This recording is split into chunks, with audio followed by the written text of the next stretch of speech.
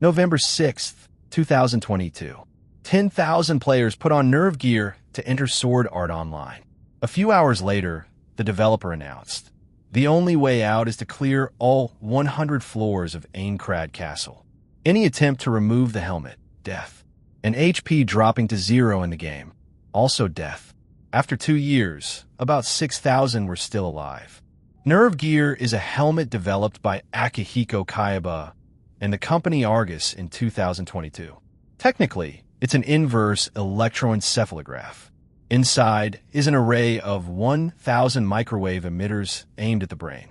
They simultaneously intercept nerve signals going from the cortex to the body and replace sensory input, sight, hearing, touch, temperature, pain. The player is physically paralyzed in bed, but the brain thinks it's an Aincrad. Weight, about 1 kilogram. Battery, 6 hours. It's a full immersive interface, what the industry calls full dive. And now the main part. Kayaba claimed that if a player's HP in SEO drops to 0, or if someone outside tries to remove the helmet by force, NerveGear fires at full power all 1,000 microwave emitters simultaneously. Half a second, and the brain is cooked like an egg in a microwave. But that's fantasy, right? A household microwave is 800 watts. NerveGear by Canon, collectively several hundred watts focused on a small volume. Heating 1.5 liters of brain tissue from 37 to 50 degrees Celsius in half a second. That's already lethal hyperthermia. Physically possible. Legally, mass murder. Kayaba knew what he was doing. What do we have in reality in 2025? Meta Quest 3, 515 grams, Snapdragon XR2 for 1000 by 4000 pixels per eye, refresh rate 120 Hz, $500.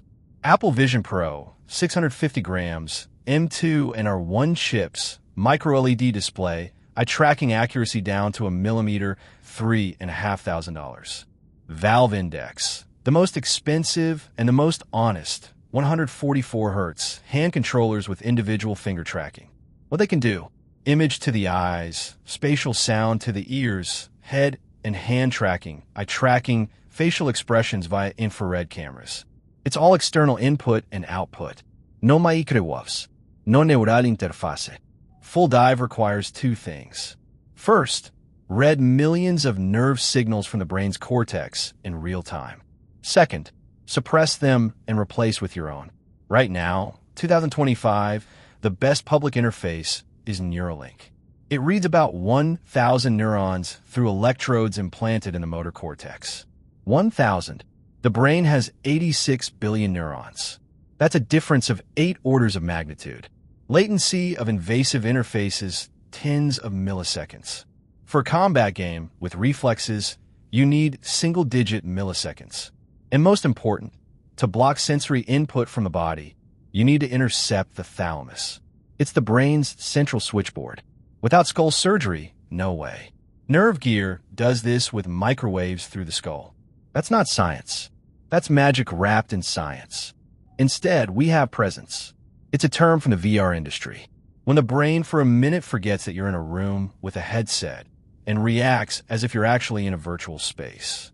Half-Life Alyx, the first AAA release made for VR. Beat Saber, a game with 0 story and 30 million copies sold.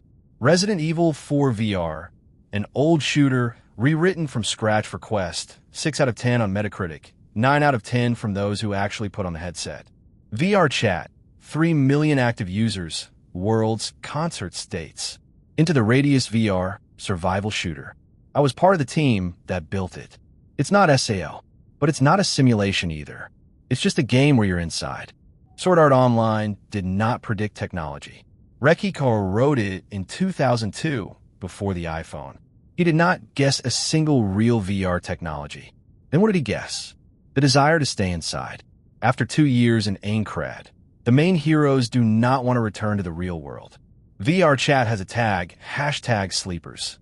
Users who sleep inside their headset for 12 hours. It's not a VR bug. It's a feature.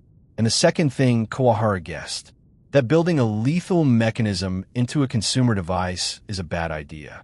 Nobody builds a microwave helmet. Not because they can't, but because why? Aincrad exists. Just thousands of tiny Aincrads. In every game, in every VR chat world, in every Beat Saber session. Without a 100-floor castle. Without Kayaba. And most importantly, without the microwave. You take off the helmet. You leave. That's progress. Not full dive. Just the option to leave. And if you want me to start building a Sword Art Online style game, subscribe to my Patreon. Link in the description.